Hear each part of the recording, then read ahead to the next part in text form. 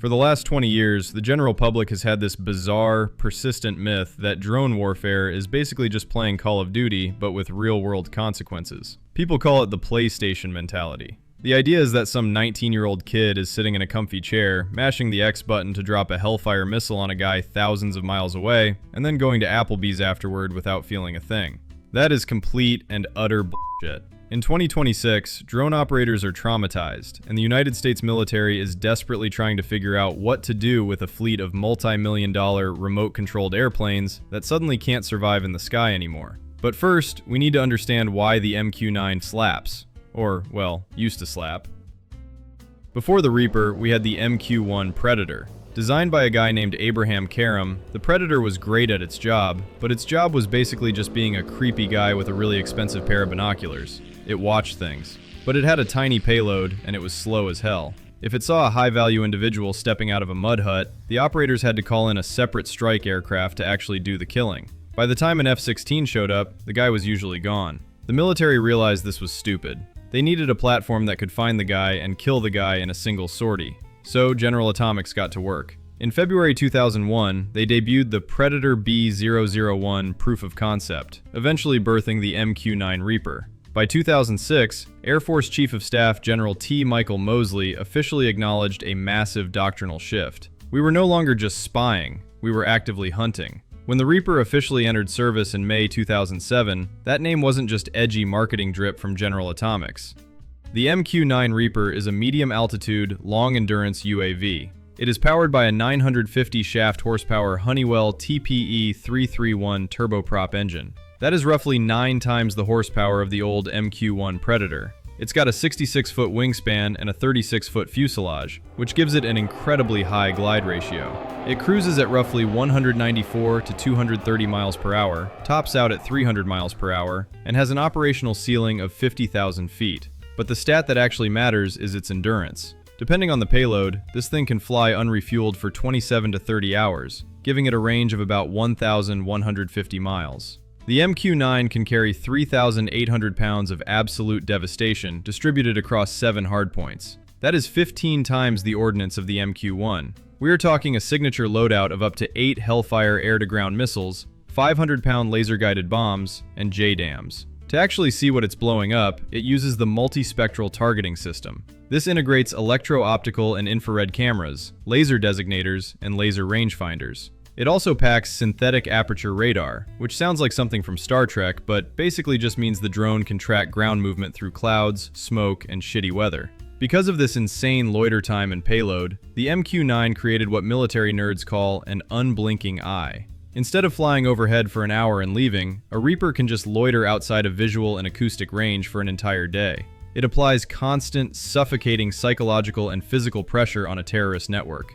It fractures their communication, forces commanders to hide in caves, and systematically dismantles their command and control. Even into late 2023, the US Air Force's Central Command was openly stating that the MQ-9 was conducting the vast majority of air-to-ground strikes against extremist organizations in the Middle East. Now we have to talk about the heavy stuff, because you can't talk about the Reaper without talking about the absolute ethical nightmare it created. There's this concept called the paradox of riskless warfare. In traditional white man's technology warfare, violence is ethically licensed because of mutual risk. You shoot at me, I shoot at you, we are both risking our lives, so it's fair in the eyes of international law. The MQ-9 takes that concept, throws it in a wood chipper, and sets the wood chipper on fire. By putting the pilot in a trailer in Nevada and the drone in the sky over Syria, you create a completely unilateral application of force. Critics argue that when you remove physical risk from the attacker, politicians get a little too trigger-happy, leading to endless, low-intensity conflicts because, hey, no body bags are coming home, right?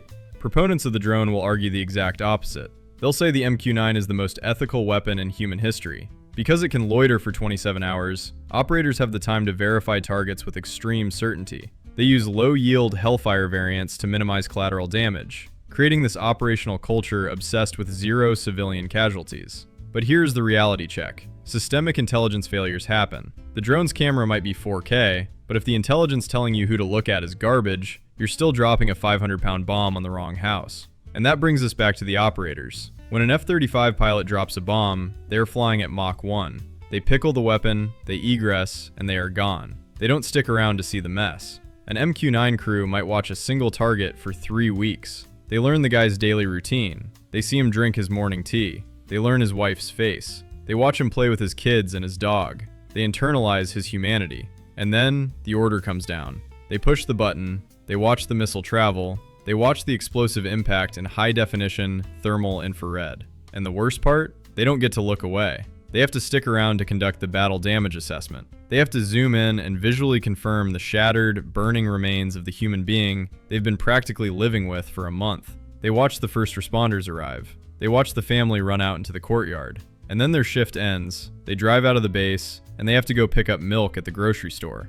A landmark 2015 Air Force Culture and Process Improvement Program study finally blew the lid off this. MQ-9 operators were suffering from severe morale crises, chronic fatigue, and massive spikes in substance abuse. They were suffering from profound moral injury, executing intimate, remote violence on a daily basis with absolutely unbounded combat schedules. I genuinely cannot imagine a worse mindfuck, and frankly, I'm not smart or stable enough to handle it, which is why I make YouTube videos instead.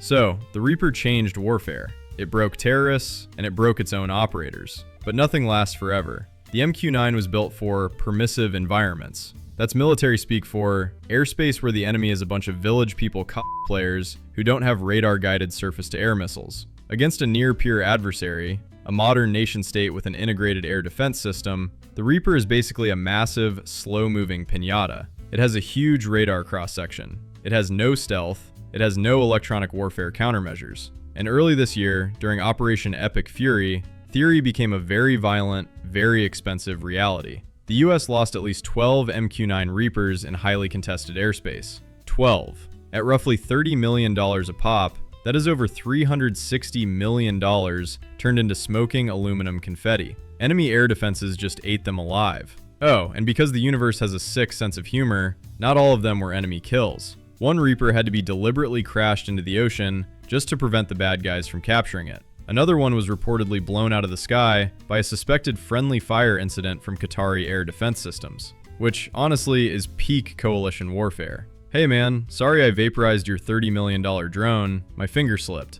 On top of getting physically shot down, the MQ-9 is incredibly vulnerable to electronic warfare. It relies entirely on Ku-band satellite communications and C-band line-of-sight data links. If a country like Russia or China jams that signal, the Reaper becomes a very expensive brick. It doesn't have the deep, onboard autonomous AI to fight a complex mission by itself. If you cut the Wi-Fi, it just kind of wanders off or flies in a circle until it dies. So what happens now? Do we just throw them all in the trash? No. The military never throws anything away. They just repurpose it until it falls apart. The Pentagon is aggressively shifting its focus away from counterterrorism in the Middle East and pivoting hard to the Pacific theater for great power competition. Crews are currently running exercises like Agile Reaper, training for maritime interdiction and combat search and rescue over the ocean. But the biggest change is coming from the Marine Corps. This year, VMU-3, a Marine Unmanned Aerial Vehicle Squadron, is getting initial operational deployment of the Sky Tower 2 Airborne Network Extension Pod. After a bunch of successful integration testing, they are strapping this pod onto the MQ-9. It basically turns the Reaper into a flying cross-domain communications node. It connects naval ships, ground troops, and other aircraft across the massive, empty stretches of the Indo-Pacific. They took the deadliest hunter-killer drone in human history and turned it into a mesh Wi-Fi extender for the Marines. Honestly, I respect the hustle. But the writing is on the wall. The Air Force knows the MQ-9's days as a frontline combatant are over, which is why they are pumping billions into the MQ-Next program, aiming for a replacement by the end of the decade. Lockheed Martin, Northrop Grumman, General Atomics, all the big defense primes are pitching wild stuff. We are talking tailless flying wings with radar-evading stealth. We are talking hybrid electric and jet propulsion so they don't sound like a lawnmower at 20,000 feet. Most importantly, we are talking autonomy. The next generation of drones will not need a traumatized 20-year-old constantly in the loop. Artificial intelligence will handle sensor fusion, target classification, and route optimization. If the signal gets jammed, the AI will just shrug and keep executing the mission. We are also moving towards swarming technology, using dozens of cheap, expendable drones to overwhelm air defenses rather than risking one exquisite, multi-million-dollar platform. Now, in 2026, the era of the Reaper reigning supreme over undisputed skies is dead. Operation Epic Fury proved that you cannot bring a 2007 turboprop to a 2026 electronic warfare fight. The MQ-9 will stick around for a while, acting as a maritime router and dropping the occasional bomb when the airspace is safe. But it paved the way for something much darker, an era of stealthy, swarming, AI-driven robotic warfare where the human element is removed entirely. And honestly, I'm not sure if I'm more scared of the drone that needs a human to pull the trigger or the one that doesn't. If you liked this video, hit the like button. If you hated it, destroy the comment section. Either way, subscribe. I promise I'll do better next time.